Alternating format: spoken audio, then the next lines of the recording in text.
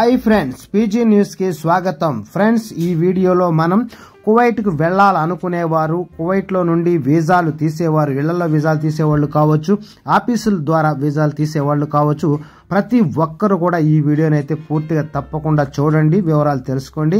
వివరాల్లోకి వెళ్లే ముందు ఫ్రెండ్స్ కొత్తగా మన ఛానల్ చూస్తున్నవారు వీడియోకు లైక్ చేసి ఛానల్ సబ్స్క్రైబ్ చేసి మీ ఫ్రెండ్స్ అందరికి కూడా షేర్ చేసి ఛానల్ సపోర్ట్ గా ఉంటారని కోరుకుంటూ మరి పూర్తి వివరాలు చూస్తే కువైట్ నివాస వ్యవహారాల దర్యాప్తు విభాగం ప్రాతినిధ్యం వహిస్తున్న general department of criminal investigation మానవ అక్రమ రవాణాలో పాల్గొనడం మరియు డబ్బుకు బదులుగా వీసాలను అక్రమంగా పొందడానికి దోహదపడినందుకు ఒక ప్రైవేటు నివాస ప్రాంతం నుండి పనిచేస్తున్న ప్రసిద్ధ గృహ కార్మికుల నియామక కార్యాలయాన్ని స్వాధీనం చేసుకుంది। నివాసం మరియు వీసా తారుమారుని అరికట్టడానికి కొనసాగుతున్న ప్రయత్నాలలో భాగంగా మొదటి ఉప ప్రధాన మంత్రి మరియు అంతర్గత మంత్రి షేక్ ఫహద్ ఆల్ యూసెఫ్ ఆదేశాల మేరకు ఈ చర్య తీసుకొనబడింది। ఒక పత్రికా ప్రకటనలో అంతర్గత వ్యవహారాల మంత్రిత్వ శాఖ యొక్క భద్రతా మీడియా విభాగం దర్యాప్తులో ఒక పథకం బయటపడిందని వెల్లడించింది। దీనిలో పౌర యాజకులు బృందం వారి ద్వారా కార్యాలయం గృహ కార్మికులను నియమించుకుంది।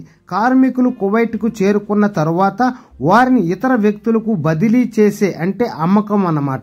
ప్రతి కార్మికుడికి 1200 దినార్ల నుండి 1300 దినార్ల మధ్య మొత్తాలను పొందారు। ఇది అధికారికంగా ఆమోదించబడిన నియామకం రుసుము కంటే చాలా ఎక్కువ। కార్మికులు ప్రధానంగా ఆసియా జాతీయులు వీసాలను పొందడంలో పాల్గొన్న పౌరులు నియామక ప్రక్రియలను సులభతరం చేసినందుకు ఒక్కొక్క కార్మికుడికి 50 దినార్ల నుండి 100 దినార్ల మధ్య చెల్లింపులు అందుకున్నారని మంత్రిత్వ శాఖ తెలిపింది। అంటే వీసాలు తీసేవాళ్ళు 50 నుంచి 100 దినార్లు కమిషన్ తీసుకున్నట్లు కూడా వివరాల్లో తెలిసాయి।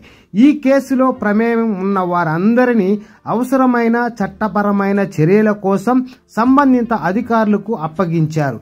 కార్మికులను దోపిడీ చేయడానికి లేదా నివాస చట్టాలను ఉల్లంఘించడానికి చేసే ఏవైనా ప్రయత్నాలను వ్యతిరేకంగా అంతర్గత వ్యవహారాల మంత్రిత్వ శాఖ తన దృఢమైన వైఖరిని పునరుద్ఘాటించింది।